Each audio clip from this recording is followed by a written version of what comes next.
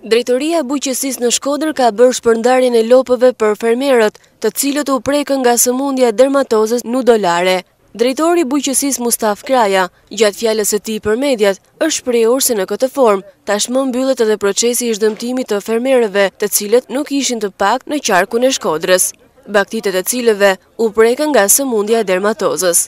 Që po shpërndahen për fermerët që janë dëmtuar nga dermatoza dhe përfundon me këtë shpërndarje përfundon totalisht zhdëmtimi i fermerëve të qarkut Shkodër që janë dëmtuar nga sëmundja e gjethit, ku herën e parë shpërnda me 102, tash 76, pra ky ishte numri prej 178 lopëve ishte numri total që janë prek nga sëmundja në qarkun tonë.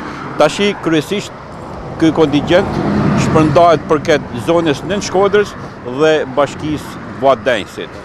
Sipas drejtorit të Bujqësisë Mustaf Kraja, ky proces është edhe një premtim i mbajtur ndaj të gjithë fermerëve të qarkut të Shkodrës, të cilët u përballen me një sëmundje të tillë.